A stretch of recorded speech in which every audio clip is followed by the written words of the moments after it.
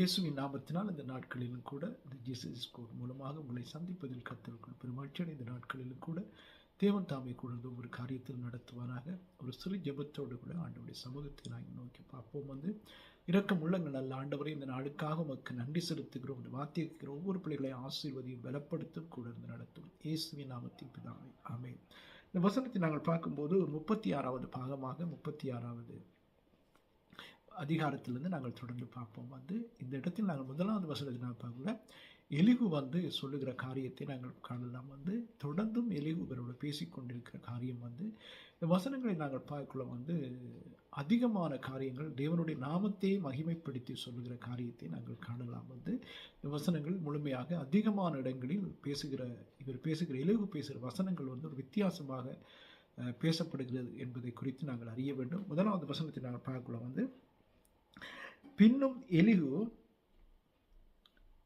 நான் பேச முடியும் மட்டும் சற்றே பொறும், இன்னும் தேவன் பட்சத்தில் நான் சொல்ல வேண்டிய நியாயங்களை உமக்கு சொல்லி காண்பிப்பேன் என்று சொல்லுகிறார். இந்த இடத்தில் நாங்கள் பார்க்கிறோம் இந்த எலிகு பேசும்போது தேவன் பட்சத்தில் என்று சொல்லுகிறார். நீங்க பார்த்தீங்கன்னா தொடர்ந்து வசனங்கள் எல்லாம் ஒரு காரியமும் தேவனை குறையாக பேசவில்லை, தேவனுடைய நாமத்தை மகிமைப்படுத்தும்படியாக பேசுகிற காரியங்களை தான் இந்த வசனங்களை நாங்கள் பார்க்கலாம். தொடர்ந்து பார்க்கக்குள்ள இன்னும் நான் பொறுமையாயிரு என்று சொல்லுகிறார். நான் பேச முடியும் மட்டும் சற்றே பொறுமையாயிரு, இன்னும் தேவன் பட்சத்தில் நான் சொல்ல வேண்டிய நியாயங்களை உமக்கு சொல்லி காண்பிப்பேன் என்று சொல்லுகிறார். ஏனென்று சொன்னால் இந்த வசனங்களை நாங்கள் பார்க்கும்போது அவருடைய நண்பர்கள் ஆண்டவர் அவர்களை கடிந்து கொண்டார் என்பதை குறித்தும் சொல்லப்படுகிறது. அந்த எலிகுவை குறித்து அல்ல.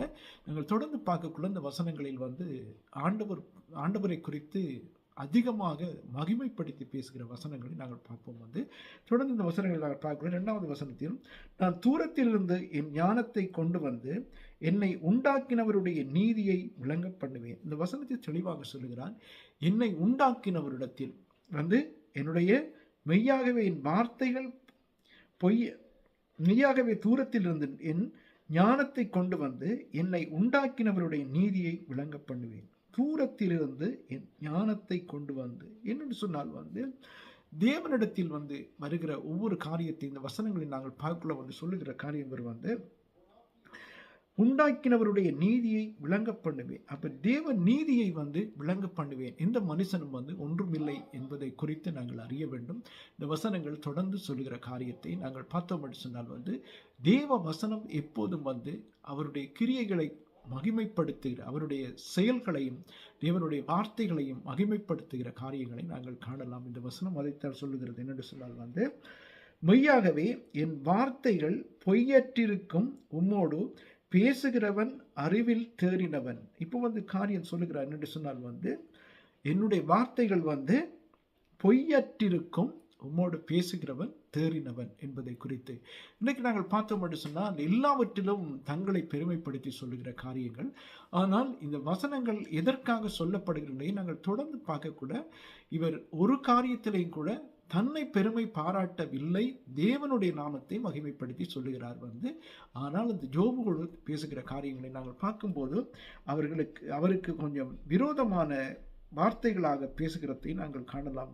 ஆனால் மெய்யாகவே என் வார்த்தைகள் பொய்யற்றிருக்கும் என்று சொல்லி, பொய்யற்றிருக்கும், உம்மோடு பேசுகிறவன் அறிவில் தேறினவன் என்று சொல்லுகிறார். இப்ப நாங்கள் பார்த்தோம் என்று சொன்னால் ஒரு வசனம் முடிய அடுத்த வசனத்தில் தேவனுடைய பேரை உச்சரிக்கிறதை நாங்கள் காணலாம். தேவனை குறித்து சொல்லுகிற காரியத்தை காணலாம். அடுத்த வசனத்தை நாங்கள் பார்த்தோம் என்று சொன்னால் இதோ தேவன் மகத்துவம் உள்ளவர், அவர் ஒருவரையும் புறக்கணியார், மன உருக்கத்தில் அவர் மகத்துவம் உள்ளவர். எப்படிப்பட்ட வசனம் என்று பாருங்க.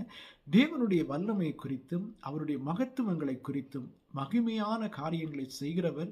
அவர் இரக்கத்தில் எப்படிப்பட்டவராக இருக்கிறார், மனதுருக்கத்திலும் அவர் யாரையும் புறக்கணிக்கிற தேவன் அல்ல. இதோ தேவன் மகத்துவம் உள்ளவர், அவர் ஒருவரையும் புறக்கணியார், மன உருக்கத்தில் அவர் மகத்துவம் உள்ளவர் என்பதை குறித்து இந்த வசனம் சொல்லுகிறது. நாங்கள் பார்க்கும்போது இந்த ஜோபுவுக்கு விரோதமாகத்தானே பேசுகிறார். ஆனால் முதலாவது இந்த வசனங்களை நாங்கள் பார்க்கும்போது தேவனுடைய நாமத்தை மகிமைப்படுத்துகிறார். ஆமே, இந்த வசனங்கள் சொல்லுகிறபடி நாங்கள் பார்த்தோம் என்று சொன்னால் அடுத்த வசனத்தை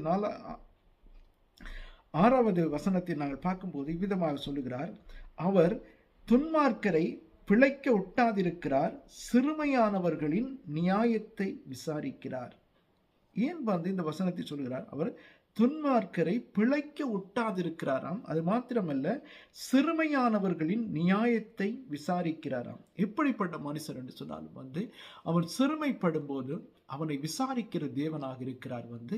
அந்த சூழ்நிலைகளுக்கு ஏற்றபடி என்ன காரியங்கள் நடந்தாலும் ஆண்டவர் அதுக்கு நீதி செய்கிற தேவனாக இருக்கிறார். அதைத்தான் இந்த வசனம் சொல்லுகிறது. 7வது வசனத்தை நாங்கள் பார்க்கல. அவர் தம்முடைய கண்களை நீதிமான்களை விட்டு விலக்காமல் அவர்களை ராஜாக்களோடு கூட சிங்காசனத்தில் ஏறவும் உயர்ந்த ஸ்திரத்தில் என்றென்றைக்கும் உட்கார்ந்திருக்கவும் செய்கிறார். இந்த வசனத்தை நாங்கள் பார்க்க வேண்டும், கவனித்து பார்க்க வேண்டும். என்ன வசனம் சொல்லுகின்றார்? அவர் தம்முடைய கண்களை நீதிமான்களை விட்டு விலக்காமலும் அவர்களை ராஜாக்களோடு கூட சிங்காசனத்தில் ஏறவும் உயர்ந்த ஸ்திரத்தில் என்றென்றைக்கும் உட்கார்ந்திருக்கவும் செய்கிறார். இப்ப நாங்கள் பார்க்கல அவர் கண்களை என்ன செய்கிறாராம்? நீதிமான்களை விட்டு விலக்காமல். ஒரு காரியத்தை நாங்கள் புரிந்து கொள்ள வேண்டும். இந்த நீதிமான் என்று சொல்லப்பட்டவர்கள் யார்? இந்த நீதிமான் என்று சொல்லப்பட்ட பொதுவாக பார்க்கலாம் இதில் நீதி செய்கிறவர்களாக நீதிமான்களாக இருக்கலாம். ரட்சிக்கப்பட்ட ஆண்டவரை அறிந்து கொண்ட எல்லாருக்கும் நீதிமான் என்று தான் ஆண்டவர் வேதம் சொல்லுகிறது. நீங்கள் ரோமர் 5வது அதிகாரத்திலையும் கூட பார்க்கும்போது நீதிமான் என்று சொல்லித்தான் குறிப்பிடுகிற காரியத்தை நாங்கள் ரோமர் புத்தகத்தில் அதிக இடங்களிலே குறிப்பிடப்பட்ட காரியத்தை நாங்கள் காணலாம். ஏனென்று சொன்னால் வேதத்தில் நீங்கள் எசேக்கியேல் புத்தகத்திலும் பார்க்கக்கூட அந்த வசனத்தில் ஆண்டவர் சொல்லுகிறார். என்னென்று சொன்னால் நீதிமானை எச்சரி என்று எசேக்கியேலுக்கு சொல்லுகிறார். அப்ப நீதிமான் என்று சொல்லப்பட்டார் யார்? தேவனை அறிந்தவர்கள் எல்லாரும் நீதிமான் தான். இந்த ரட்சிப்பு என்று சொல்லப்பட்டது நீதிதான். இந்த நீதியின் வஸ்திரம் தான் எங்களுக்கு கொடுக்கப்பட்டிருக்கிறது என்பதை குறித்து நாங்கள் அறிய வேண்டும். அடுத்த வசனம் சொல்லுகிறது, அவர்கள் விலங்குகள் போடப்பட்டு உபத்திரவத்தின் கயிறுகளால் கட்டப்பட்டு இருந்தாலும் கூட. எப்படிப்பட்ட காரியங்களிலும் அவர்கள் விலங்குகள் போடப்பட்டு உபத்திரவாதத்தின் கயிறுகளால் கட்டப்பட்டு இருந்தாலும் அவர் என்ன செய்கிறாராம்? கட்டப்பட்டிருந்தாலும் உபத்திரவாதத்தின் பிரச்சனைகள் எப்படிப்பட்ட நெருக்கங்களில் இருந்தாலும் கூட ஆண்டவர் அவர்களை கட்டவிழ்க்கிறார் என்பதை குறித்து இந்த வசனத்தில் அவர்கள் கிரியையும் மிஞ்சி போன அவர்களுடைய மீறுதல்களையும் அவர்களுக்கு தெரியப்படுத்தி. ஏன் சொல்லுகிறார்? அவர்கள் கிரியையையும் மிஞ்சி போன அவர்களுடைய மீறுதல்களையும் அவர்களுக்கு தெரியப்படுத்தி அக்கிரமத்தை விட்டு திரும்பும்படி அவர்கள் செவியை திறந்து கடிந்து கொள்கிறார்.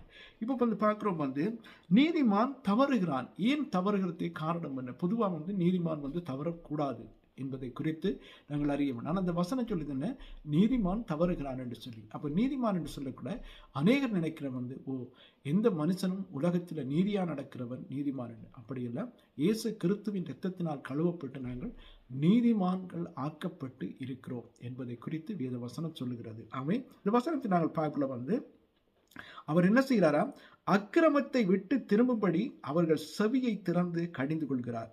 நீங்கள் யாராயிருந்தாலும் ஆண்டவர் ஏற்றுக்கொண்ட பிள்ளைகள், இன்றைய நாட்களில் கூட நீங்கள் ஒரு நீதிமான் என்பதை நினைத்துக் கொள்ளுங்கள். ஏனென்று சொன்னால் நீதி என்று சொல்லப்பட்டது ரட்சிப்பு என்று சொல்லப்பட்டது. நாங்கள் கடைசியாக தேவன் எங்களை அவருடைய நீதியின் வழியிலே எங்களை கொண்டு போய் நிலைநிறுத்துகிறார். அதுதான் நீதிமான் என்று சொல்லி குறிப்பிடப்படுகிறதை நாங்கள் காணலாம். ஏனென்று சொன்னால் இந்த 7வது வசனத்தில் சொல்லுகிறது, அவர் ராஜாக்களோடு உட்கார செய்கிறது மட்டுமல்ல, உயர்ந்த ஸ்தலத்தில் அவர்களை உட்கார செய்கிற தேவனாம் ராஜாக்களோடு மாத்திரமல்ல, அவர் உயர்ந்த ஸ்தலங்களில் உட்கார செய்வார். நீங்கள் வெளிப்படுத்தலையும் ஒரு வசனங்கள் இப்படி குறிப்பிடப்படுகிறதை நாங்கள் காணலாம். இந்த உலகத்தில் எந்த காரியங்களாக இருந்தாலும் கூட ஒரு உபத்திரவாதமோ இயேசு கிறிஸ்துவுக்காக நீங்கள் என்ன காரியத்தில் பாட நோய்த்தால் நிச்சயமாக உங்களை ஆண்டவர் நீதிமானாக அழைத்திருக்கிறார். அவர் கொண்டு செல்லும் பாதைகளிலும் போனால் நெருக்கங்கள் வந்தாலும் ஆண்டவர் நிச்சயமாக உங்களை நிலைப்படுத்துவார். இந்த வசனத்தை நீங்கள் பார்த்தீங்கன்னு சொன்னால் இந்த வசனம் அதைத்தான் சொல்லுகிறார். எலிகு அக்கிரமத்தை விட்டு திரும்பும்படி அவர்கள் செவியை திறந்து கடிந்து கொள்கிறார் என்பதை குறித்து வசனம் சொல்லுகிறது. அவர் நீதிமானாக இருக்கிறவர்கள் இப்படி தவறும் போது ஆண்டவர் அவர்களை சரிப்படுத்தி கொண்டு சரியான பாதையில் போகும்படியாக செய்கிறார் என்பதை குறித்து நாங்கள் அறிய வேண்டும். அவர்கள் அடங்கி அவரை சேவித்தால் தங்கள் நாட்களை நன்மையாகவும் தங்கள் வருஷங்களை செல்வமாகவும் போக்குவார். வசனத்தில் நாங்கள் 11வது வசனம் சொல்லுது, அவர்கள் அடங்கி அவரை சேவித்தால் தங்கள் நாட்களை நன்மையாகவும் தங்கள் வருஷங்களை செல்வ வாழ்வாகவும் போக்குவார். எந்த காரியத்திலும் வந்து செல்வ வாழ்வு என்று சொல்லப்பட்டது வந்து தேவனுக்குள்ளாக நாங்கள் மகிழ்ச்சியாக இருக்கிற காரியங்கள் வந்து எந்த காரியத்திலும் வந்து தேவனங்களை நடத்துவார் என்பதை குறித்தும் இந்த வசனங்களில் சொல்லப்படுகிற காரியத்தை நாங்கள் 12வது வசனம் பார்க்கக்குள்ள வந்து இப்படி விதமாக சொல்லுகிறது. அடங்கார்களை ஆகில் பட்டயத்துக்கு இரையாகி ஞானம் அடையாமல் மாண்டு போவார்கள். இதில் விளங்கிக் கொள்ள வேண்டும், நீதி என்று சொல்லப்பட்டது தேவனுடைய கர்த்தரை அறிகிற அறிவுதான் ஞானத்தின் ஆரம்பம். இந்த ஞானத்தில் ஒரு மனுஷன் வேதத்தில் தேறி தேவனுக்குள் பலப்பட்டிருக்கும் போது, தேவனுடைய வழிகளில் நடக்கும் போது அவன் நீதி தவற மாட்டான் என்பதை குறித்து நாங்கள் அறிய வேண்டும். இந்த வசனத்தை நாங்கள் பார்க்கிறோம் வந்து இவ்விதமாக சொல்லப்படுது. அடங்கார்களாகில் பட்டயத்துக்கு இரையாகி ஞானம் அடையாமல் மாண்டு போவார்கள். இப்ப தேவனுடைய வார்த்தைக்கு நாங்கள் கீழ்ப்படிய வேண்டும் என்பதை குறித்து எச்சரிக்கிறார். அநேக இடங்களில் நீங்க பாத்தீங்கன்னா ரட்சிக்கப்பட்ட அநேக பிள்ளைகளுக்கு ஆண்டவர் எச்சரிக்கிறார். எதற்காக என்று சொன்னால் அவருடைய வழிகளை பின்பற்றும்படியாக. தவறிப்போனால் என்ன செய்வார் என்பதை குறித்து இந்த வசனங்களில் தெளிவாக குறிப்பிடப்பட்டிருக்கிறதை குறித்து நாங்கள் காணலாம். வந்து மாயமுள்ள இருதயத்தார் குரோதத்தை குவித்துக் கொள்கிறார்கள், அவர்களை அவர் கட்டி வைக்கும் போது கெஞ்சி கூப்பிடுகிறார்கள். ஏனென்று சொன்னால் நீங்க பார்த்தீங்கன்னு சொன்னால் சில காரியங்கள் நீதிமானாக இருந்தால் அநேகர் நினைக்கிற நீதிமானாக என்னை மாற்றும் என்றில்லை, நாங்கள் நீதிமான் தான். நீங்கள் ரட்சிக்கப்பட்ட யாராக இருந்தாலும் கூட வந்து நீதிமான் என்று சொல்லித்தான் வேதம் சொல்லுகிறது. ஆனால் இந்த நீதி தவறும் போதுதான் நாங்கள் வந்து தேவனை விட்டு விலகி நீதி செய்ய தவறும் போது இதைத்தான் எசேக்கியேலுக்கு ஆண்டவர் குறிப்பிடுகிறதை நாங்கள் காணலாம். ஒருவன் நீதி செய்து அவன் தவறும் போது, அவனுடைய பழைய வாழ்க்கையில் அவன் போகும்போது அந்த நீதியான செயல்பாட்டுக்கு அவர் என்ன செய்கிறாராம் என்றால் எதிர்ப்பான காரியங்கள் அவனுக்கு வந்து அந்த பாவம் மன்னிக்கப்படாதபடி இன்றைக்கு அநேகருடைய வாழ்க்கையில வந்து நாங்கள் நீதிமான் என்று சொன்னாலும் வந்து நீதியின் வழிகளிலே நடக்க வேணும். ஆண்டவரங்களை முற்று முழுதுமாக கடைசி வரைக்கும் கொண்டு அந்த நீதியிலே நிலைநிறுத்துகிற தேவனாக இருக்கிறார். ஆமென். இந்த வசனத்தை நாங்கள் பார்க்கக்குள்ள 13வது வசனம் இவ்விதமாக சொன்னது, மாயமுள்ள இருதயத்தார் குரோதத்தை குவித்துக் கொள்கிறார்கள், அவர்களை அவர் கட்டி வைக்கும் போது கெஞ்சி கூப்பிடுகிறார்கள். ஒரு காரியத்தை நாங்கள் பார்த்தோம் என்று சொன்னால் எங்களுக்கு தொடர்ந்தும் தீங்குகள் எந்த காரியங்கள் நெருக்கங்கள் வரும்போதும் நாங்கள் சில நேரங்களில் வந்து ஆண்டவர் வார்த்தைக்கு செவிசாய்க்காதபடி இருக்கும்போது சில நேரங்களில் வந்து சில காரியங்கள் எதையுமே செய்ய முடியாதபடி கட்டி வைக்கப்பட்டது போல் எந்த பாதைகளும் எங்களுக்கு அடைக்கப்பட்டது போல் இருக்கும். ஆனாலும் கூட வந்து ஆண்டவர் என்ன செய்கிறார், எங்களை எதிர்பார்த்து கொண்டிருக்கிறார். ஆனாலும் அவர்கள் கெஞ்சி கூப்பிடுவார்கள் என்று சொல்லி இந்த வசனம் சொல்லுகிறது. இன்றைய நாட்களிலும் தேவனுடைய பிள்ளைகளை ஆண்டவரிடத்தில் நாங்கள் கெஞ்சி போது ஆண்டவர் எங்களுக்கு உதவி செய்ய வல்லவராயிருக்கிறார். ஆமென். அடுத்த வசனம் சொல்லுகிறது, அவர்கள் பால வயதிலே மாண்டு போவார்கள், இலட்சியானவர்களுக்கு. அவர் சொல்லுகிற காரியங்களை நாங்கள் பார்க்கும்போது நீதிமானை குறித்தானே சொல்லுகிறார். ஏன் இந்த பாதைகளில் தவறுகிறார்? இன்றைக்கு அநேக தேவனை அறிந்த பிள்ளைகளுடைய வாழ்க்கையில் இப்படிப்பட்ட காரியங்கள் நடக்கிறதை நீங்கள் காணலாம். வந்து ஆனாலும் வந்து இந்த வசனம் சொல்லுகிறபடி எல்லாரும் வந்து தேவனை அறிந்தவர்கள் நீதிமான் என்று சொல்லி வேத வசனத்தின்படி நாங்கள் பார்க்கும்போது குறிப்பிடப்படுகிற காரியங்களை இந்த வசனங்கள் பேசுகிறேன். என்னென்று சொன்னால் வேற வசனங்களை எடுத்து பேசாதபடி இந்த வேத புத்தகத்தில் இந்த யோபு புத்தகத்தில் குறிப்பிடப்பட்ட காரியம் தான் இந்த நாட்களில் நாங்கள் பார்த்து வருகிறோம். தொடர்ந்தும் வந்து இந்த காரியங்களை குறித்து நீதியை குறித்து நாங்கள் தொடர்ந்து பார்க்கலாம். வந்து இந்த வசனம் சொல்லுகிறது 15வது வசனத்தை நாங்கள் பார்க்கும்போது வந்து என்னென்று சொன்னால் வந்து இவ்விதமாக சொல்லுகிறார்கள். என்னென்று சொன்னால் சிறுமைப்பட்டவர்களை அவர் சிறுமைக்கும் நீங்களாக்கி அவர்கள் ஒடுக்கப்பட்டிருக்கையில் அவர்கள் செவியை திறக்கிறார். இப்போ வந்து நாங்கள் பார்க்கிறோம் வந்து எல்லாவற்றிலும் ஆண்டவர் ஒரு மனுஷனுக்கு உதவி செய்கிறார். ஆனால் தப்பித்துக் கொள்கிற வழியை அந்த மனுஷன் தான் முடிவெடுக்க வேண்டும் என்பதை குறித்து நாங்கள் அறிந்திருக்க வேண்டும். ஆனால் இன்றைய நாட்களிலும் தேவனுடைய பிள்ளைகளை உங்களுடைய வாழ்க்கையிலும் கூட இப்படிப்பட்ட காரியங்கள் தேவன் உங்களை ரட்சித்தது வந்து நீதிமானாக நடத்தும்படியாகத்தான். நாங்கள் விழுந்து போகிறதுக்கோ மறுபடியும் எங்களுடைய பாவ பழக்கங்களில் நாங்கள் எந்த காரியத்திலும் தவறி போகிறதுக்கோ ஆண்டவர் உங்களை அழைக்கவில்லை என்பதை குறித்து இந்த வசனத்தை நாங்கள் பார்க்கிறோம். வந்து ஆனாலும் கூட சிறுமைப்பட்டவர்களை அவர் சிறுமைக்கு நீங்களாக்கி அவர்கள் ஒடுக்கப்பட்டிருக்கையில் அவர்கள் செவியை திறக்கிறாராம். அப்ப எப்படிப்பட்ட சூழ்நிலைகளாக இருந்தாலும் தேவன் எங்களுக்கு உதவி செய்கிறார். ஆமென். தொடர்ந்து நாங்கள் பார்த்தோம் என்று சொன்னால் 16வது வசனம் விவிதமாக சொல்லுகிறது, அப்படியே அவர் உண்மையும் நெருக்கத்தில் நின்று விலக்கி ஒடுக்கமில்லாத விசாலத்திலே வைப்பார். உம்முடைய போஜன பந்தி கொழுமையான பதார்த்தங்களால் நிறைந்திருக்கும். இந்த வசனங்களை நாங்கள் பார்க்கும்போது ஏனென்று சொன்னால் பிற்காலத்தில் ஆண்டவர் இந்த இந்த காரியங்கள் எல்லாம் அவருக்கு உபத்திரவாதங்களாக இருந்து முடியும் போது நிச்சயமாக ஒரு ஆசீர்வாதத்தை கொடுக்க போகிறார் என்பதை குறித்து இந்த வசனங்கள் தெளிவாக எங்களுக்கு சொல்லுகிறதை நாங்கள் காணலாம். அதைத்தான் இந்த எலிகு பேசுகிறார் என்பதை குறித்து நாங்கள் கவனித்து பார்க்க வேண்டும். அப்படியே அவர் உம்மையும் நெருக்கத்தில் நின்று விலக்கி ஒடுக்கமில்லாத விசாலத்திலே வைப்பார்.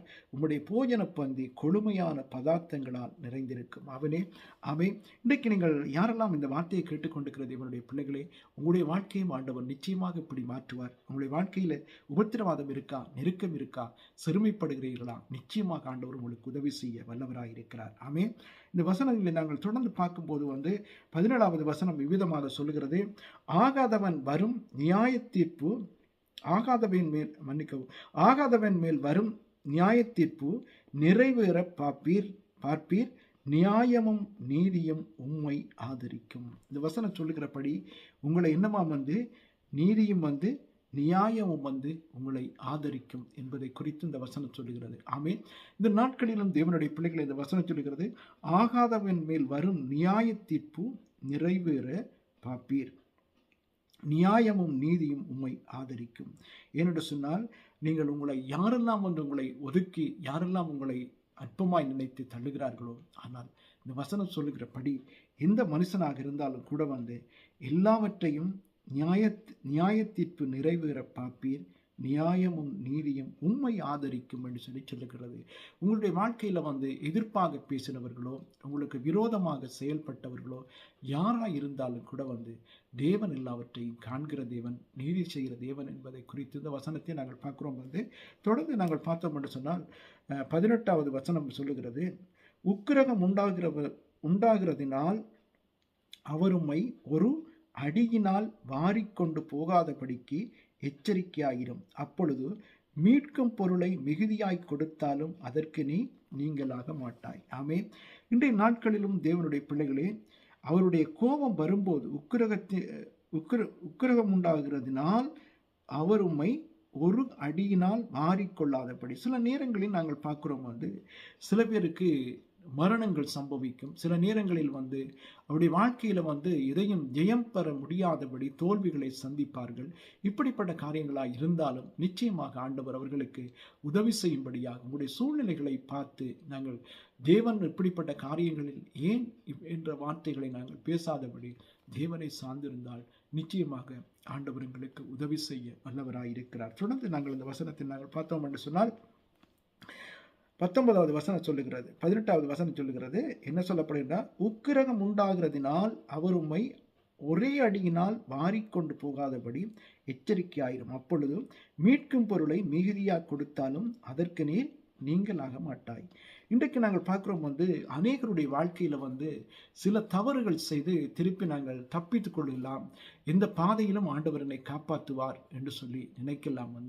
ஆனால் ஆண்டவர் கிருபை உள்ளவர் தான். ஆனாலும் கூட ஒரு காலத்தையும் ஒரு பொறுமை அவருக்கும் ஒரு அளவை வைத்திருப்பார். ஆண்டவர் தொடர்ந்து ஒவ்வொரு மனுஷனும் திருப்பி ஒவ்வொரு காரியத்தையும் பிழையாக செய்து ஆண்டவரை மன்னித்திடுங்க, ஆண்டவரை மன்னிச்சிடுங்க என்று சொல்லி பார்ப்பார். தொடர்ந்து ஆண்டவர் நீங்க இஷ்ட ஜனங்கள் நீங்க பார்க்கலாம் அநேக ஜனங்கள் வனாந்திர பாதைகளில் அழிக்கப்பட்டார்கள். எதற்காக என்பதை குறித்து நாங்கள் பார்த்தோம் என்று சொன்னால், தேவனுடைய சித்தம் மாத்திரமல்ல, அவர்கள் முறுமுறுத்தார்கள். இவர்கள் எல்லாம் தேவனால் அழைக்கப்பட்டவர்கள். அதே போல இன்றைக்கும் கூட இந்த வார்த்தையை கேட்டுக்கொண்டிருக்கிற தேவனுடைய பிள்ளைகளே, நீங்கள் அழைக்கப்பட்டவர்கள், அதுக்கேற்ற பாத்திரங்களாக இருக்க வேண்டும். நாங்கள் தவறு செய்தால் நாங்கள் மனம் திரும்பி சரியான பாதையில் போக ஆண்டவரிடத்தில் உதவியை நாட வேண்டும். நிச்சயமாக ஆண்டவர் எங்களுக்கு உதவி செய்ய வல்லவராயிருக்கிறார். தொடர்ந்து பார்ப்போம். 19வது வசனம் சொல்லுகிறது. உம்முடைய செல்வத்தை அவர் மதிப்பாரோ? இதுல கேள்விக்குறியாக போட்டிருக்கு. எங்களுடைய செல்வம் ஆண்டவருக்கு ஒரு பிரயோஜனம் இல்லை. உம்முடைய பொன்னையும் பூரண பராக்கிரமத்தையும் அவர் மதிக்க மாட்டாரே. ஒரு மனுஷனுக்குள்ள இருக்கிற பலனோ இல்லாவிட்டு எந்த காரியமோ பணமோ இல்லாவிட்டு எந்த சொத்தோ ஆண்டவருக்கு அது பிரயோஜனம் இல்லை. ஏனென்று சொன்னால் ஆண்டவருக்கு நீதிதான் முக்கியம் என்பதை குறித்தும் இந்த வசனத்தில் தெளிவாக சொல்லப்பட்டிருக்கிறது. ஆனாலும் கூட ஜனங்கள் தங்கள் இடத்தை விட்டு மாறிக்கொள்ளப்பட போகிற இரவை வாஞ்சிக்காதிரும் என்று சொல்லுகிறார். ஏனென்று சொன்னால் அந்த நாளை மனுஷனோடு சேர்ந்து நாங்களும் அழிந்து போகாதபடி வாரிக்கொள்ளப்படுகிற ஒரு நாள் வரும் என்பதை குறித்து வேதத்தில் நாங்கள் பார்க்கிறோம். கடைசி நாட்களில் எல்லாம் வாரிக்கொள்ளப்படும் என்று சொல்லப்படுகிறது. ஆனால் இந்த நாட்களிலும் தேவனுடைய பிள்ளைகளே, அவருக்கு காத்திருக்க வேண்டும் மாத்திரமல்ல, தங்கள் இடத்தை விட்டு வாரிக்கொள்ளப்பட போகிற இரவை வாஞ்சிக்காதிரும் என்று சொல்லுகிறார். இந்த காரியத்திலும் நானும் அப்படி அழிந்து போகக்கூடாது. ஏனென்று சொன்னால், என்னை ஆண்டவர் அழைத்திருக்கிறார் அந்த பரலோக ராஜ்யத்தில் பிரவேசிக்கும்படியாக, அந்த பரலோக ராஜ்யத்தில் என்னை கொண்டு போகும்படியாக ஆண்டவர் அழைத்திருக்கிறார். அந்த பாதையிலே நான் போக வேண்டும். இந்த வசனங்கள் எல்லாம் எங்களுக்கு, ஏனென்று சொன்னால், இந்த வசனங்களில் நாங்கள் தவறி போகாதபடி ஒரு மனுஷனை நிலைநிறுத்தும்படியாக இந்த வார்த்தைகளை பேசுகிறார். இந்த யோபு சில காரியங்களில் கடைசி வரைக்கும் இவருடைய வார்த்தைகளை கேட்டுக்கொண்டிருக்கிறார் என்பதை குறித்து நீங்கள் அறிய வேண்டும். அக்கிரமத்துக்கு திரும்பாத படிக்கு எச்சரிக்கையாயிரும், உபத்திரவாதத்தை பார்க்கிலும் அக்கிரமத்தை தெரிந்து கொண்டீரே. ஏனென்று சொன்னால், உபத்திரவாதத்தை பார்க்கிலும் அக்கிரமத்தை, இன்றைக்கு அநேகருடைய வாழ்க்கையில உபத்திரவாதத்தை விட அவர்கள் செய்கிற தவறுகளிலிருந்து மனம் திரும்புகிறது இல்லை என்பதை குறித்து நாங்கள் அறிய வேண்டும். நிச்சயமாக எங்களுக்கு ஆண்டவர் நல்ல வழிகளை காட்டும்படியாக, எங்களுக்காக நன்மை செய்யும்படியாக ஆண்டவர் காத்திருப்பார். எங்களுக்கு உதவி செய்யும்படியாக காத்திருக்கிறார். ஆனால் அவருடைய வழிகளிலே நாங்கள் நடக்க எங்களை ஸ்திரப்படுத்திக் கொள்ள வேண்டும். ஆமே. அடுத்த வசனத்தை நாங்கள் பார்த்தோம் என்று சொன்னால், இதோ தேவன் தம்முடைய வல்லமையினால் உயர்ந்திருக்கிறார், அவரை போல் போதிக்கிறவன் யார்? இன்றைக்கு எந்த மனுஷன் உங்களுக்கு ஒவ்வொரு காரியத்தை சொன்னாலும் கூட எந்த காரியத்தில் நாங்கள் தவறிப்போனாலும் கூட யார் சொல்றதும் எங்களுக்கு ஒரு காரியத்தையும் கட்டி எழுப்ப முடியாது. தேவனுடைய வார்த்தை தான் எங்களை நிலைப்படுத்தும். அவருடைய வசனம் தான் எங்களை நல்ல வழியிலே கொண்டு போகும் என்பதை குறித்து தேவனுடைய பிள்ளைகள் அறிய வேண்டும். இந்த வசனத்தை நாங்கள் பார்க்கல. இதோ தேவன் தம்முடைய வல்லமையினால் உயர்ந்திருக்கிறார், அவரை போல் போதிக்கிறவன் யார்? இது கேள்விக்குறி. என்று சொன்னால், மனுஷன் போதிக்கிறது உங்களுக்கு பிரயோஜனம் இல்லாத இருக்கிறது. தேவனுடைய போதனைகளை நிலைப்படுத்தும், எங்களுடைய ஜீவனை என்றென்றைக்கும் நிலைத்திருக்க பண்ணும். அவருடைய 23வது வசனத்தை நாங்கள் பார்க்கல. அவருடைய வழியின் நியாயத்தை விசாரிக்கத்தக்கவன் யார்? இந்த வசனத்தில், நீர் அநியாயம் செய்தீர் என்று சொல்லத்தக்கவன் யார்? எந்த மனுஷனாவது இயேசு கிறிஸ்து இருந்த நாட்களில் நீங்க பார்த்தீங்கன்னு சொன்னால், அவர் மேலே குற்றத்தை சொல்லும்படியாக நினைத்தார்கள். ஆண்டவர் கேட்கிறார், என்னிலே யார் குற்றம் சொல்லக்கூடும் என்று சொல்லி கேட்கிறார். அவர் யாரும் குற்றப்படுத்த, ஆண்டவரை யாரும் குற்றப்படுத்த முடியாது. ஏன் காரணம் என்று சொன்னால், நாங்கள் தவறினாலும் மனுஷர் தவறலாம், தேவன் ஒரு நாளும் தவறுகிறவர் அல்ல. எந்த மனுஷனும் தவறலாம் சில நேரங்களில், ஆனால் தேவன் மாத்திரம் உண்மையாக இருக்கிறார். எந்த காரியத்திலும் அவர் நீதி உள்ளவராக இருக்கிறார். 24வது வசனத்தில், மனுஷரை நோக்கி பார்க்கிற அவருடைய கிரியையை நீர் மகிமைப்படுத்த நினையும். ஏன் காரணம் என்று சொன்னால், மனுஷர் நோக்கி பார்க்கிற அவருடைய கிரியையை நீர் மகிமைப்படுத்த நினையும். இப்ப தேவன் ஒவ்வொரு இதையும் அற்புத விதமாக படைத்திருக்கிறார். அவருடைய படைப்புகளை நாங்கள் பார்க்கும்போது, பறவைகளாக இருந்தாலும் மனுஷ இனத்திலையும் கூட ஒவ்வொரு விதமான மனுஷர்களை படைத்திருந்தாலும் கூட, ஒரே விதமாக இருந்தாலும் ஒவ்வொரு மனுஷனுக்கும் ஒவ்வொரு குணங்கள் இருக்கு, ஒவ்வொரு குணதிசயங்கள் இருக்குது என்பதை குறித்து நாங்கள் பார்க்கிறோம். ஒவ்வொரு கலர்லையோ இல்லாவிட்டால் ஒவ்வொரு மனுஷனுடைய நிலைமைகளும் ஒவ்வொரு செயல்பாடுகளும், சில பேர் கோபக்காரர்கள் இருப்பார்கள். எப்படிப்பட்ட மனுஷராக இருந்தாலும் தேவ அன்பு ஒரு மனுஷனுக்குள்ளே ஊற்றப்படும் போது நிலைத்திருக்கும்படியாக, தேவனுடைய அன்பிலே நிலைத்திருக்கும் போது அந்த பரலோக ராஜ்யத்தை பிரவேசிக்கும்படியாக ஆண்டவர் உதவி செய்கிறார். எல்லா மனுஷரும் அதை காண்கிறார்கள். தூரத்திலிருந்து அது மனுஷருக்கு வெளிப்படும். எந்த காரியங்களாக இருந்தாலும் எல்லா மனுஷருக்கும் தெரியும், அதை பார்க்கிறார்கள். நாங்கள் பார்க்குள்ள ஆண்டவருடைய படைப்பை, நாங்கள் ஒரு வானத்தை பூமியை மாத்திரம் இருந்த உலகத்தில் உள்ள எல்லா படைப்புகளை நாங்கள் பார்க்கும்போது எவ்வளவு அற்புத விதமாக ஆண்டவர் படைத்திருக்கிறார் என்பதை குறித்து நாங்கள் அறிய வேண்டும். அடுத்த வசனத்தை நாங்கள் பார்க்கும்போது, இதோ தேவன் மகத்துவம் உள்ளவர், நாம் அவரை அறிய முடியாது, அவருடைய வருஷங்களின் இலக்கம் ஆராய்ந்து முடியாதது. இதோ தேவன் மகத்துவம் உள்ளவர், நாம் அவரை அறிய முடியாது, அவருடைய வருஷங்களின் இலக்கம் ஆராய்ந்து முடியாதது. இன்றைக்கு அநேகர் நினைக்கலாம் தேவன் எப்போது இருக்கிறார், அவர் இருக்கின்றவராக இருக்கின்ற சொல்லியிருக்கிறார். அது மாத்திரமல்ல, தேவன் எந்த காலத்தில் இருக்கிறார் என்று சொல்லி யாருக்கும் அறிய முடியாது என்பதை குறித்து நாங்கள் அறிவது. ஆராய முடியாத, ஒரு மனுஷனால ஆராய முடியாது. தேவன் மகத்துவம் உள்ளவர், நாம் அவரை அறிய முடியாது, அவருடைய வருஷங்களின் இலக்கத்தை ஆராயவும் முடியாது. வேத வசனத்தை நாங்கள் பார்க்கிறோம் எந்த காரியத்திலும் தேவனை நாங்கள் ஆராய முடியாது. அவர் நீர்த்துளிகளை அணுவை போல ஏற பண்ணுகிறார், அவைகள் மேகத்திலிருந்து மழையாய் செரிகிறது. இப்ப பாருங்க எப்படி ஆண்டவருடைய செயல்பாடுகள், அவருடைய கிரியைகள், அவருடைய வழிகள், இப்படி அநேக காரியங்களை ஆண்டவர் செய்கிறதை நாங்கள் காணலாம். ஆமென். இன்றைய நாட்களிலும் தேவனுடைய பிள்ளைகளை அவருடைய வழிகளை நாங்கள் தெரிந்து கொள்ள வேண்டும். இந்த வசனத்தை நாங்கள் பார்க்கிறோம் அவர் நீர்த்துளிகளை அணுவை போல ஏற பண்ணுகிறார், அவைகள் மேகத்திலிருந்து மழையை செரிகிறது என்பதை குறித்து இந்த வசனம் சொல்லுகிறது. ஆமென். இந்த நாட்களிலும் தேவனுடைய பிள்ளைகளை தேவனுடைய வார்த்தைக்கு கீழ்ப்படிந்து நாங்கள் அவர் நீர்த்துளிகளை அணுவை போல ஏற பண்ணுகிறவர், அவைகள் மேகத்திலிருந்து மழையை செரியும். அற்புத விதமாக ஆண்டவருடைய படைப்புகளை நாங்கள் அறிய வேண்டும். ஆமே, இந்த நாட்களிலும் இந்த வார்த்தையை கேட்டுக்கொண்டிருக்கிற தேவனுடைய பிள்ளைகளை உங்களுடைய வழிகளை எந்த காரியங்களாக இருந்தாலும் தேவனுடைய சமூகத்தில் நாங்கள் சரிப்படுத்தும்படியாக இந்த வசனங்கள் எங்களுக்கு எழுதப்பட்டிருக்கிறது. அதை மேகங்கள் பெய்து மனுஷர் மேல் மிகுதியாய் பொழிகிறது. மேகங்கள் பொய்கிறது, ஆனால் அதுக்கு செயல்படுத்துகிறது தேவன் என்பதை குறித்து நாங்கள் அறிய வேண்டும். மேகங்களின் பரவுதலையும் அவருடைய கூடாரத்திலிருந்து எழும்பும் குமுறல்களை அறிய முடியுமோ? எந்த காரியத்திலும் அவருடைய சமூகத்திலிருந்து எந்த காரியங்கள் செயல்பட்டாலும் நாங்கள் அறிய முடியாது. தேவன் வல்லமை மிக்கவர், அவர் மகிமை உள்ளவராக இருக்கிறார். எந்த காரியத்தையும் நாங்கள் மனுஷர் அறிய முடியாதபடி இப்போ பார்க்குறோம். ஒரு மனுஷன் பிறக்கும் போது ஒரு 10 மாதம் என்று சொல்லி சொல்லலாம். ஆனால் சில குழந்தைகள் 7 மாதம் 9 மாதத்திலையும் கூட பிறக்கும்.